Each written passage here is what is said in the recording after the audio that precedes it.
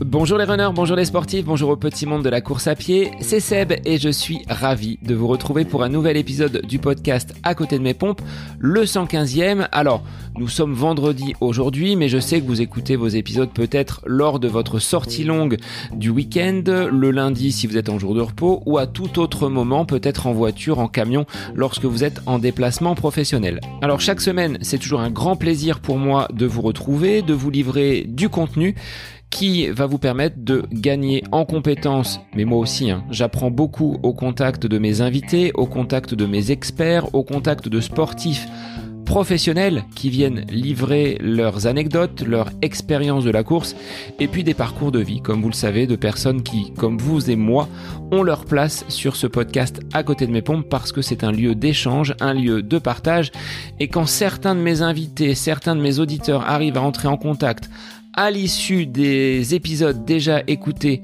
entre eux, et pour moi, c'est une belle réussite parce que c'est aussi ça, le podcast À côté de mes pompes, un endroit pour vous mettre en relation les uns les autres.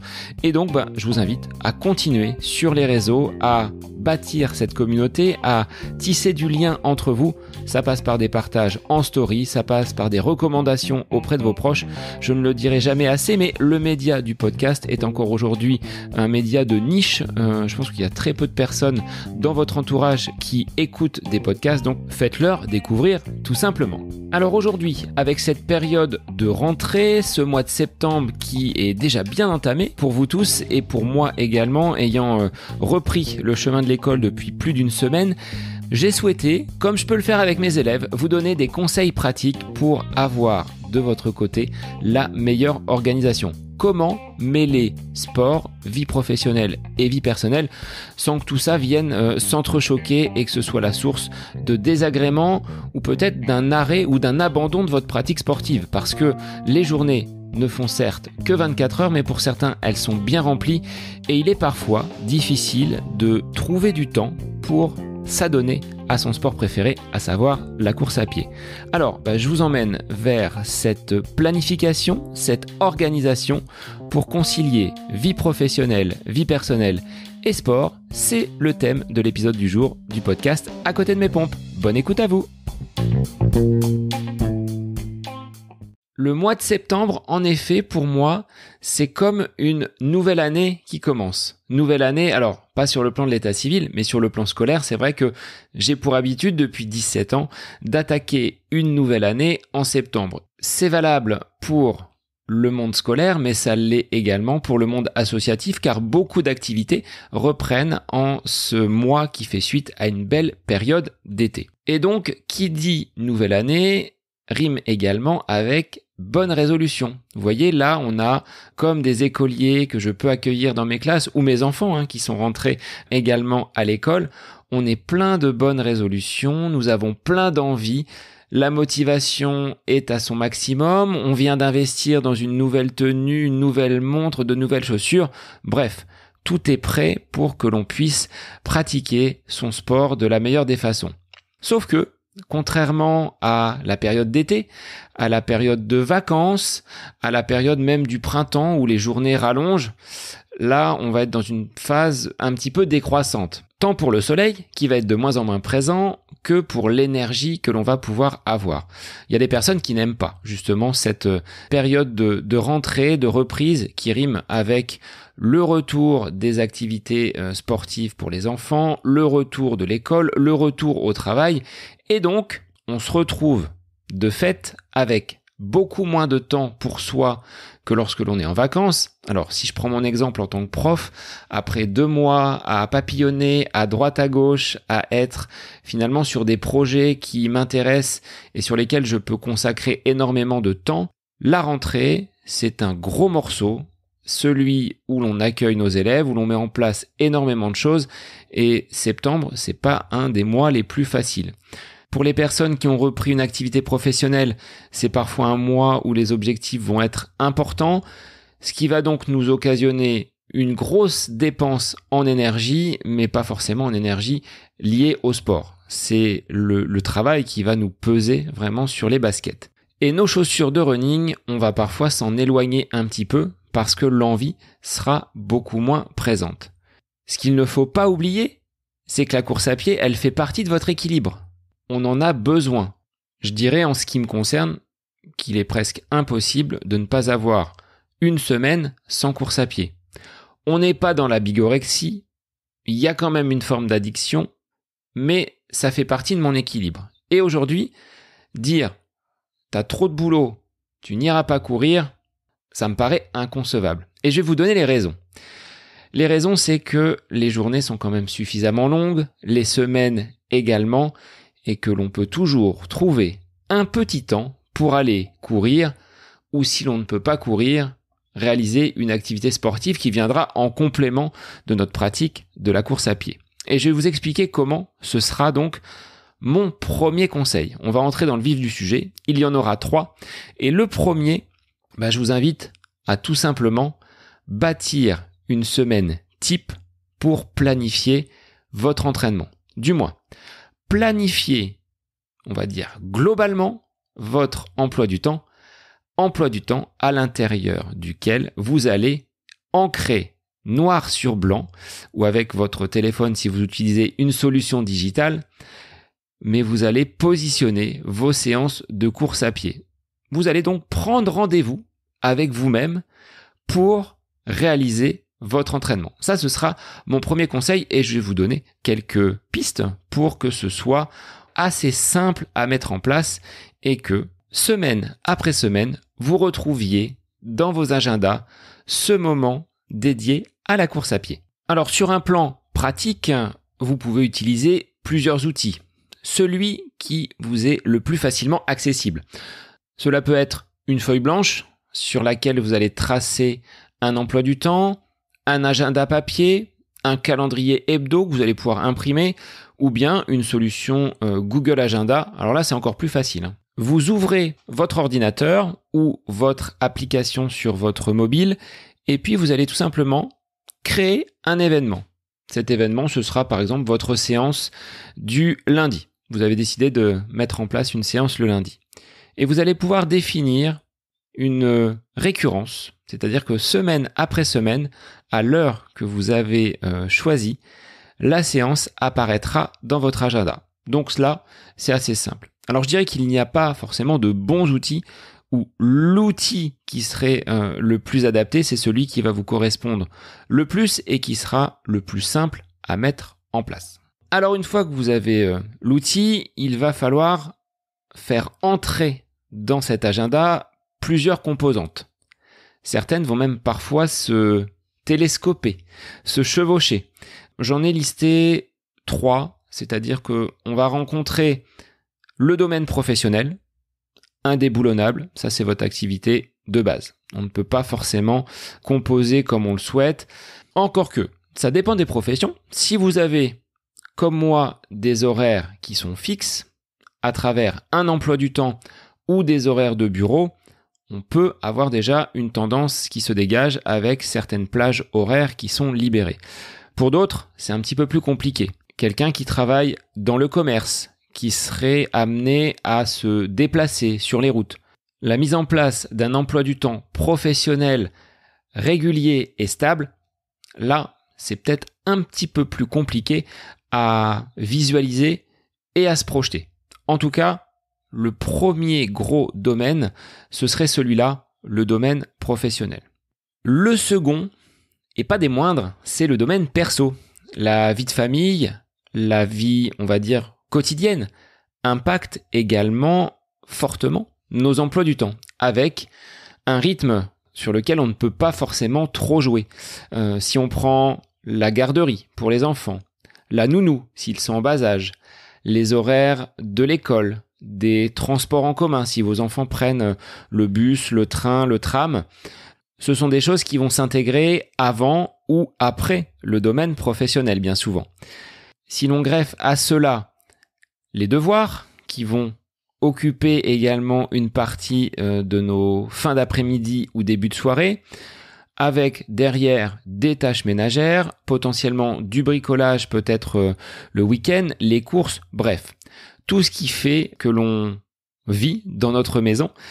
Ça, c'est un gros domaine qu'il faut également intégrer dans notre agenda, dans notre emploi du temps. Si vos enfants font des activités extrascolaires, vous serez peut-être amené à les accompagner, à y prendre part. Moi, je sais qu'avec Adam, mon plus jeune fils, le samedi matin, je chausse les crampons pour encadrer son équipe de petits footballeurs.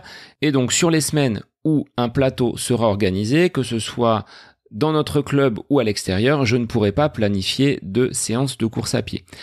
Donc, ces éléments-là de la vie, on va dire, personnelle, sont à prendre en considération et vont venir se greffer, se superposer, être glissés juste à côté du domaine professionnel. Alors pour certains, vous allez me dire, oui Seb, mais il nous reste très très peu de temps pour pratiquer notre activité sportive. Et je le conçois, il y a des semaines où ça va être peut-être plus difficile que d'autres, des semaines avec peut-être des rendez-vous, j'en ai pas parlé, mais des rendez-vous médicaux, des réunions qui vont venir en plus de toutes ces attributions que l'on a déjà, que vous avez déjà dans vos agendas. Mais le troisième bloc, ce sera de planifier vos activités sportives, vos sorties running. C'est ce qui doit être peut-être votre priorité, mais elle n'interviendra qu'en troisième position. Troisième position, mais malgré tout, il est important de les ancrer et de les positionner sur votre semaine. Je dis bien semaine d'entraînement idéale. Parce que ce que l'on bâtit là, cette semaine type, elle va être possible à condition qu'il n'y ait pas d'imprévu. Par exemple, une voiture qui le matin ne veut pas démarrer et vous oblige à annuler votre séance de course à pied pour vous diriger vers un garage ou un dépanneur. Un enfant qui, après avoir passé une mauvaise nuit pour cause de maladie, vous soyez dans l'obligation de l'emmener chez le docteur et de faire sauter cette séance longue que vous aviez prévue. Ou bien encore une réunion qui n'était pas prévue, mais qui, dans votre agenda professionnel, vous empêche de réaliser une séance avec votre club. Alors la vie est ainsi faite, chaque jour est différent, mais vous avez quand même les grandes lignes, le cadre de votre vie avec le plan perso, le plan professionnel et le plan sportif dans votre agenda. Alors oui, les créneaux de libre ne vont peut-être pas être très nombreux. Cela dit, quand vous vous penchez sur vos journées, est-ce que vous n'avez pas des moments, des temps où vous êtes quand même inactif ? Temps sur les réseaux sociaux, du temps à regarder une série. Alors, je ne vais pas vous dire du temps à écouter un bon podcast parce que ça, on peut le faire en pratiquant la course à pied ou en faisant une autre activité. Donc, vous pouvez continuer à m'écouter sur À côté de mes pompes, ce ne sera pas du temps sacrifié et du temps perdu pour vous. La seule difficulté, ça va être désormais de caler et de poser sur votre agenda vos séances. Pour cela, il vous faut trouver le meilleur moment pour vous. Est-ce que c'est plutôt le matin, très très tôt, avant que les enfants ne soient levés, avant que toute la maison ne se mette en action et qu'on soit dans un tunnel vers l'école, le monde professionnel, les transports, la nounou, le petit déjeuner et tout ce qui s'ensuit avec le passage par la salle de bain? Là, on est dans le rush. Après, il est trop tard. Est-ce que c'est plutôt le midi? Est-ce que vous êtes à même de courir sur votre pause déjeuner en sacrifiant peut-être un petit peu de ce temps convivial avec les collègues? Encore que dans certaines entreprises, il y a des groupes qui se forment et qui permettent à des employés d'aller courir avec leurs collègues de travail. Il faut derrière des infrastructures pour prendre sa douche et se laisser quand même un petit peu de temps pour se ravitailler et recharger les batteries avec un petit déjeuner. Est-ce que c'est le soir où vous vous sentez plus disponible et peut-être plus en forme également? Encore faut-il que vous ayez peut-être un conjoint, une épouse qui soit en mesure de garder les enfants si vous en avez, et surtout la dose d'énergie. Est-ce qu'après une journée de travail aussi harassante soit-elle, on a encore envie de sortir les baskets et d'aller se faire un petit peu violence sur une grosse séance de fractionné? Ça, c'est pas certain. Est-ce que vous préférez finalement sortir uniquement le week-end parce que pour vous la semaine c'est trop compliqué. Et là encore, le week-end, il faudra choisir vos moments. Êtes-vous plutôt séance fantôme, c'est-à-dire que tout le monde dort à la maison et vous avez tout loisir de réaliser vos sorties longues, ou est-ce que vous êtes plutôt dans le partage, c'est-à-dire que vos enfants vont pouvoir peut-être vous accompagner en vélo, en trottinette électrique peut-être pour d'autres, sur une sortie parce que vous préparez un marathon dans les semaines à venir. Alors tous ces paramètres, qu'ils soient professionnels, personnels ou sportifs, sont à mettre à plat, avec différents ordres de priorité. Et cela me fait penser à cette expérience réalisée par un professeur devant ses élèves. Vous avez dû la voir déjà sur Internet, mais je vous la remettrai en lien. C'est parfois intéressant de se repencher sur ces petites métaphores.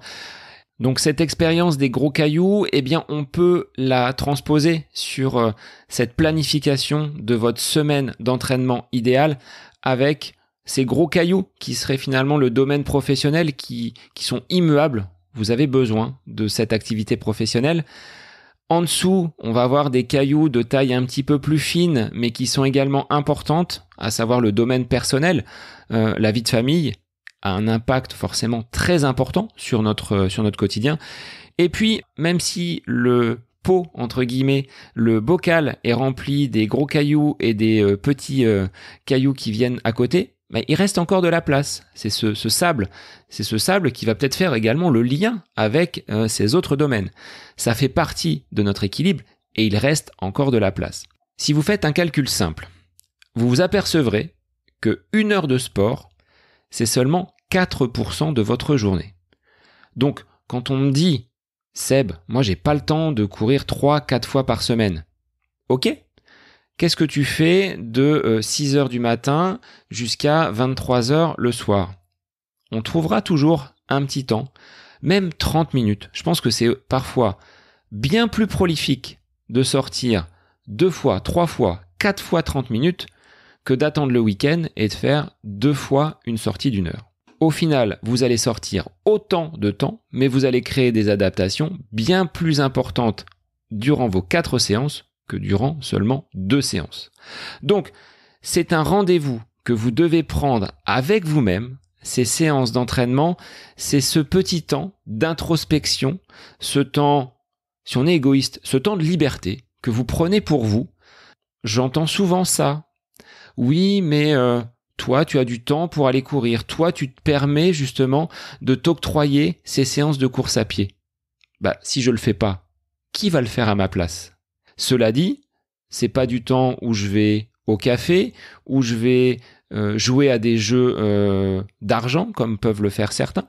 Pour moi, si les séances peuvent impacter le moins possible la vie de famille, ce sera le mieux, si possible, mais il ne faut pas que cette activité physique que vous mettez en place, cette passion parfois débordante pour le running que l'on peut avoir, pour vous, ça ne doit pas être une source de tension et il est important d'en discuter, d'en parler avec votre conjoint.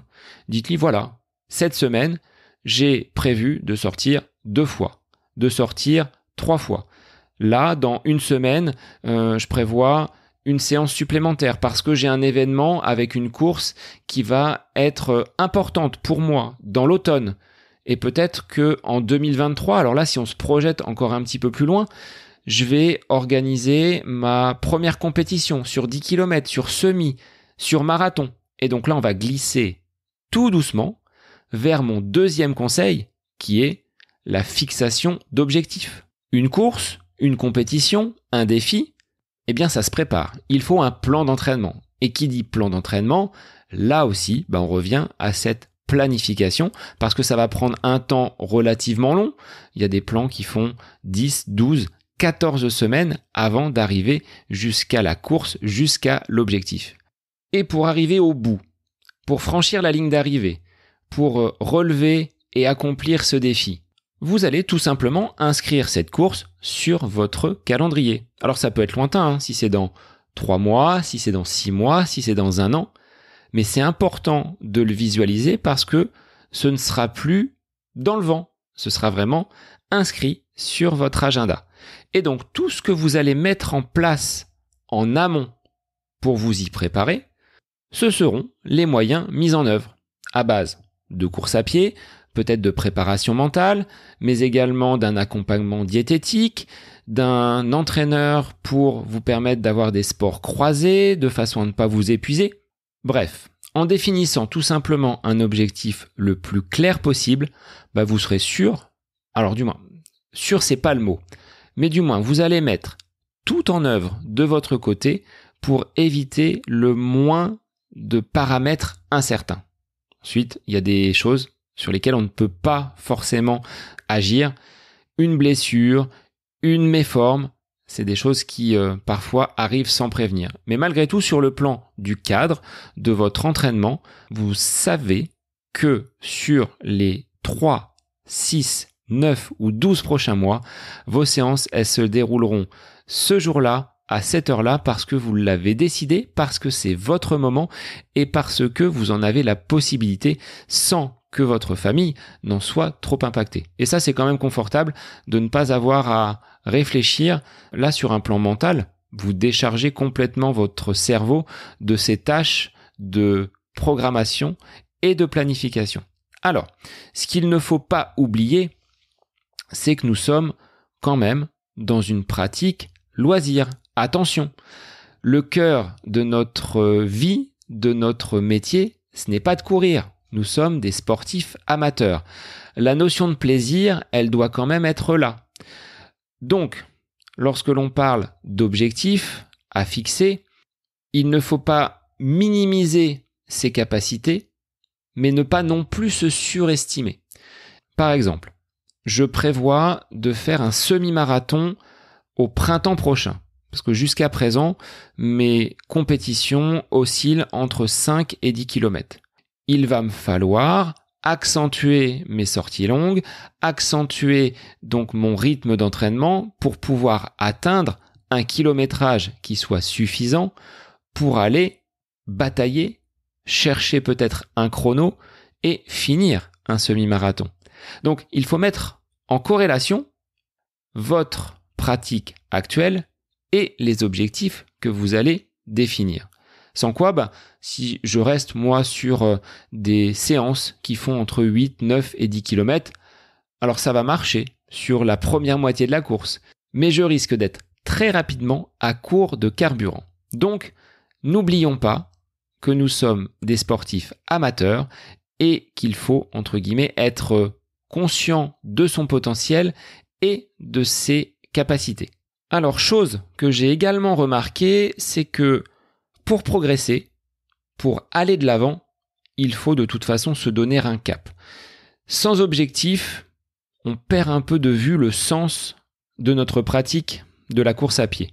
Je l'ai vécu pas plus tard que l'année dernière, au final, puisque j'avais fait beaucoup d'entraînement, très peu de courses, donc j'étais le roi de l'entraînement, ça j'aime le dire. Par contre, en course, ça a été des gros flops, n'ayant jamais vraiment ancré une course parce que l'emploi du temps de famille ne collait pas avec les compétitions que je voyais sur le calendrier de la FFA. Il y avait un repas ici, une sortie de l'autre côté et je ne pouvais pas me positionner sur quelconque compétition. Depuis ma reprise de l'entraînement après cette blessure au dos, donc en avril, tous les mois, je me suis donné comme objectif de participer à une course. Premier point, ça me donne le cap, cette échéance à laquelle on ne peut pas se soustraire parce que dans 15 jours, dans 3 semaines, tu participeras, Seb, à cette course-là. Donc ça a été le cas en avril, avec ma course de reprise. J'ai dû faire un trail au mois de mai, donc le trail des Terres de Beauce. En juin, j'ai participé au Foulé du Gois à Noirmoutier. En juillet, il y avait une course à côté de Chambord. Et en août, j'ai fait les Foulées des Dunes à Saint-Brévin. Pour le mois de septembre, et malgré la rentrée, j'ai déjà prévu de participer à un trail nocturne du côté de Bonneval, en Eure-et-Loire. Et la semaine qui suit, une petite course nature de 8 km. Donc là, j'aurai 2 courses en une semaine. Avec, pour premier gros objectif de la saison 2022-2023, une course sur 10 km à Orléans le 16 octobre. Donc vous voyez, ce plan, je m'y astreins. Alors c'est pas très compliqué parce que ça revient à peu près tous les mois. Ce sont pas des courses qui ont un grand relief, qui ont une grande renommée, mais pour moi, dans ce plan d'entraînement, ça me cadre avec toutes les 4 semaines une participation à une compétition avec cet esprit de bagarre que l'on n'a pas forcément sur l'entraînement. Et lorsque l'on met un dossard et que l'on prend part au départ d'une épreuve, le rythme va être bien plus intense, bien plus dense que si j'avais fait une séance d'entraînement à la place. Et puis l'adrénaline, c'est ce qu'on recherche. On a cette envie d'aller rattraper peut-être quelqu'un qui est devant vous, d'aller chatouiller un chrono, de découvrir un paysage, d'effectuer une distance. Bref, à chacun son défi, mais de se mettre en condition de façon régulière et de le poser sur cet agenda, aujourd'hui, moi je trouve que ça m'aide à avancer et à progresser. Après, la performance, elle vient en second. Parce que je distingue vraiment l'objectif de la performance. Les foulées du Gois étaient un rendez-vous intéressant pour moi parce que je ne connaissais pas le format et c'était une découverte. Par contre, pour les foulées des dunes, j'avais entamé une préparation en juillet sur sable du côté de Marseillan, du côté donc de Pornic, là où j'ai pris quelques jours de vacances. Le point d'orgue de l'été était cette course un petit peu particulière, atypique, 100% sur sable. Après cet objectif, une période un petit peu de repos, un genou qui commençait aussi à tirer un petit peu, le curseur a été réduit pour continuer à courir, à avoir quand même des séances d'entraînement en vue de ces prochains rendez-vous, mais que ce soit le trail nocturne ou cette petite course que je vais avoir de 8 km, c'est pas celles-là qui vont être les plus importantes. Je vise celle de 10 km de la mi-octobre. Avant, on va poser quelques jalons, quelques repères et continuer à monter en régime. Je disais, l'objectif est bien différent de la performance puisque si vous n'êtes pas des compétiteurs, si vous n'avez pas envie d'aller prendre un dossard, vos objectifs, vous allez quand même pouvoir les fixer. On peut se dire que pour cette rentrée 2022, vos objectifs vont se positionner en termes de sortie. Peut-être d'ajouter une sortie supplémentaire à votre semaine. Si auparavant vous sortiez qu'une seule fois, peut-être de tenter une 2e sortie.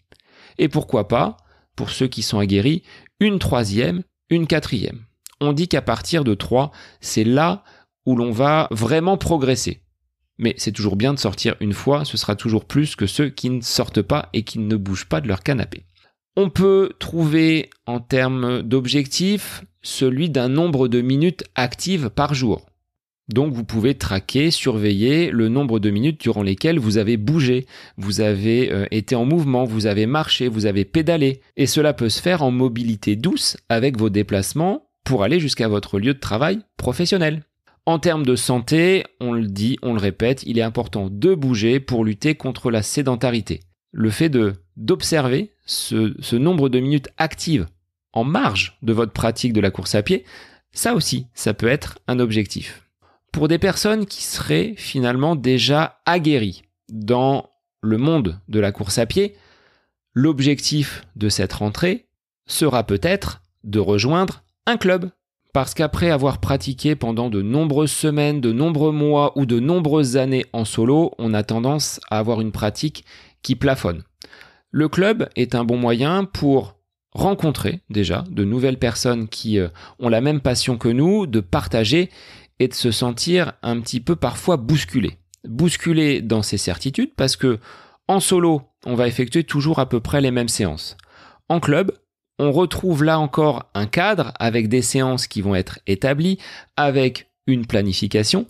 Et puis, quand on est sur une piste, quand on est en sortie, on va toujours avoir quelqu'un à vouloir accrocher devant. Vous voyez, cette personne qui va un tout petit peu plus vite que nous, donc on va donner le coup de rein pour essayer de la rattraper. Parfois derrière, on sent sur nos talons des athlètes qui reviennent fort. Alors il y a un petit côté égo, on se dit on va pas se laisser doubler, donc on cravache encore un petit peu pour finir la fraction et être devant le camarade. Donc ça aussi, c'est un bon moyen de progresser et donc ça peut être un de vos objectifs. Aussi, moi je le vois, c'est quelque chose qui est quand même très important et que de nombreux sportifs professionnels pratiquent, c'est d'apporter de la nouveauté. Le sport croisé, le renforcement musculaire, la méditation, de faire des respirations, tout ce qui peut justement vous permettre d'être dans de meilleures dispositions quand vous pratiquez votre sport, notamment la course à pied, c'est quelque chose d'important. Ça peut être également d'entraîner votre mental. Il est bien difficile de dissocier la tête des jambes et quand la tête ne veut plus avancer, bien souvent, c'est les jambes qui vont finir par stopper et caler.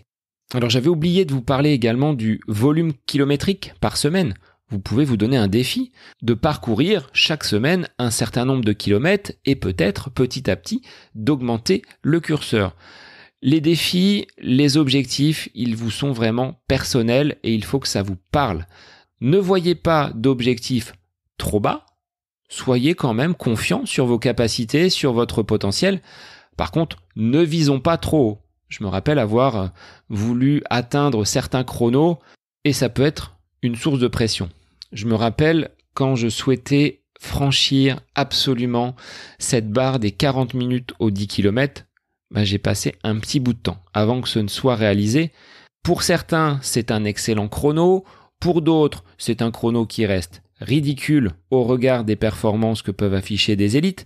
Mais on se met parfois une pression telle que l'on perd un petit peu le fil et on perd en lucidité sur nos capacités et sur notre parcours de sportif. On a tous des envies, des défis qui nous tendent les bras et que l'on peut mettre en place sans forcément accrocher un dossard. C'est pour ça que je voulais vous dire, on peut différencier l'objectif et la performance. À chacun d'y trouver son compte. Cependant, dans cette planification, dans cette organisation de vos futurs défis, courses, aventures, intégrez votre conjoint dans cette réflexion que vous pouvez avoir. Chaque mois, chaque trimestre, posez-vous en disant « Voilà, pour le week-end du 1er novembre, je souhaite participer à cette course-là. Est-ce que l'on n'a pas quelque chose prévu avec la famille? Est-ce que tu ne veux pas passer un week-end à tel endroit ?» C'est important d'impliquer votre conjoint dans cette démarche parce que peut-être qu'il pourra vous accompagner. Je le vois avec certains trailers de très très haut niveau et d'autres amateurs. Ils partent avec le minivan et en avant, la conjointe ou le conjoint réalise l'assistance. Et donc là, il y a un côté partage qui est aussi intéressant. Mais vous serez de toute façon bien plus au clair avec votre conjoint si vous lui dites « sur cette période-là, je vais peut-être être un petit peu moins présent à la maison parce que j'ai cet objectif-là. » Après, vous discutez, vous échangez vos points de vue, mais ça évitera de trop grandes frictions et peut-être des désaccords parce que la personne qui pratique le sport n'a pas été en mesure peut-être de s'exprimer suffisamment sur le besoin que la course à pied représente pour lui et peut-être que le conjoint, lui, n'était pas à même de comprendre que le sportif avait besoin de cela dans sa vie pour être équilibré, tout simplement. Discutez, parlez-en en famille, il ne faut pas que la course à pied soit un tabou, soit une source de tension. Au contraire, c'est un plaisir, c'est un loisir et ça doit le rester. Pour cela, et ça va être mon troisième et dernier conseil, il vous faudra quand même avoir une certaine régularité et un brin de discipline pour mener à bien à la fois le planning que vous êtes fixé, mais aussi ces objectifs. Pour pouvoir les atteindre, il faudra être relativement rigoureux. En course à pied, vous le savez, pour progresser, c'est un petit peu l'école de la patience. Il faut se laisser du temps pour progresser, ne pas brûler les étapes. On est parfois un petit peu euphorique lorsque l'on débute une nouvelle activité. On le disait tout à l'heure, avec la rentrée, on est plein de bonne volonté, on est plein d'énergie, sauf que si on va trop vite, trop fort, vous risquez d'être trop souvent blessé. Ce qui a été mon cas. Je plaide coupable sur de nombreuses manifestations d'euphorie liées à une bonne forme. On se sent bien, on veut rajouter une séance et puis une autre et boum, ça claque. La blessure. Après, c'est une autre forme de gestion. Il faut planifier les séances de kiné, les rendez-vous avec le médecin. Donc ça, c'est pas forcément le plus intéressant. Cela dit, Un volume augmenté de 10% par semaine est relativement raisonnable. Ce que je fais, moi, c'est que toutes les 3 semaines, après avoir augmenté la charge d'entraînement, des séances un petit peu plus rapides, un petit peu plus toniques, la 4e semaine va être allégée, à la fois en termes de volume, mais également en termes d'intensité. Ce qui permet, par oscillation, de gagner en vitesse, de gagner en vélocité sur certaines séances, mais de relâcher un petit peu la pression sur la 4e semaine et de repartir de l'avant. Donc on oscille finalement, mais on grappille quand même en termes de secondes, en termes de capacité à tenir un effort. Donc bien évidemment, il faut être à l'écoute de son corps. C'est lui qui vous emmène là où vous avez envie d'aller. En limitant les blessures, les bobos, les tensions, vous ne tricherez pas. Parce que si vous courez de façon régulière avec des blessures, à un moment donné, ça va finir par lâcher. Toute douleur, toute tension, je pense qu'il ne faut pas les sous-estimer. C'est là qu'on parle de discipline. La discipline, elle va être dans l'alimentation, dans la récupération, dans l'hydratation, dans le sommeil que vous apportez après chacune de vos séances. Et avoir un sommeil de qualité, c'est également un facteur de performance. On l'a déjà dit. Avec donc cette planification, il y aura de toute façon moins de place laissée à la procrastination. Vous savez, cette tendance que l'on a parfois à vouloir repousser les choses au lendemain, voire à la semaine qui suit, parce que on se sent pas en forme, parce que nous n'avons pas le temps. Sauf que là, avec tous les conseils que je vous ai donnés, ce n'est plus le cas, mais aussi parce que la météo est peut-être pas aussi agréable que celle que l'on a trouvée pendant la période estivale. Malgré ça, je dirais que en dehors d'une période de givre qui rendrait une chaussée vraiment très glissante, vous devez sortir. La régularité, c'est vraiment quelque chose d'important pour pouvoir progresser. Et puis, un plan tel que vous l'avez construit, il va s'adapter à vos sensations, à votre forme. Et là, moi, je vous dis, soyez humble, soyez, on va dire, assez sympa avec vous-même.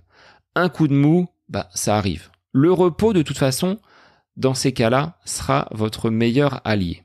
Le sommeil, donc je l'ai dit, doit être de qualité. Donc si vous vous levez tôt le matin, comme je peux le faire, des séances à 6 heures, si vous vous couchez très très tard, pour une séance, ça va passer. Mais si vous enchaînez régulièrement ces séances très matinales avec un volume de sommeil qui est insuffisant, vous allez petit à petit vous exposer à des blessures, tendinite, élongation, peut-être claquage. Donc tout ça doit être également bien ajusté au regard de votre pratique. Et on ne le dira jamais assez, mais on est de toute façon tous pris par ces réseaux sociaux, par ces médias, par ces séries, par ces télés qui nous tiennent en éveil, et j'en suis également la victime ou l'auteur. Dans les deux cas, je ne suis pas parfait, loin de là. Malgré cela, j'ai remarqué pendant donc la période de vacances que j'étais quand même un petit peu plus éloigné des réseaux sociaux, les utilisant à certains moments de la journée. Par contre, au niveau du sommeil, j'avais constaté des semaines qui étaient à plus de 9 heures de moyenne pour ces périodes en position allongée. Donc c'était quand même du bon repos, et quand on a finalement ce temps pour dormir, ce temps pour bien récupérer, derrière les séances, elles s'enchaînent bien plus facilement. Avant tout, si je résume ce qu'on a dit, soyez quand même fiers du chemin que vous avez parcouru. Regardez certes devant ces objectifs-là qui vous tendent les bras parce que vous ne savez pas de toute façon ce que votre corps est capable d'endurer, donc vous avez encore de très très belles années devant vous, mais quand même, regardez un petit peu dans le rétro ce que vous êtes aujourd'hui et déjà ce que vous avez entrepris, et j'espère qu'avec ces quelques conseils, vous allez pouvoir encore dépasser vos limites.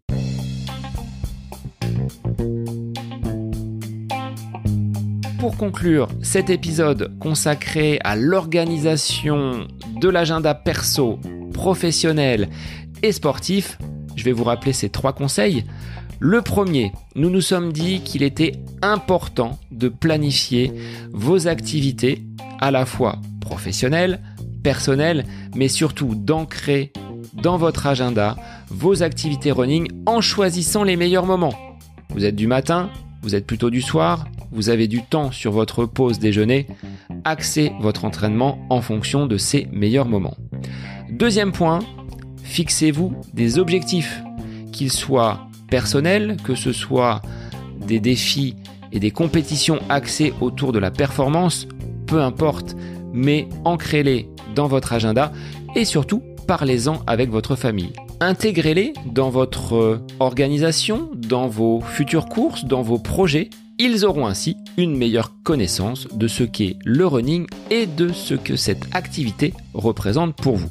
Une fois que vous avez calé vos séances, que vous avez fixé vos objectifs, il va falloir s'y tenir. Adopter une grande discipline.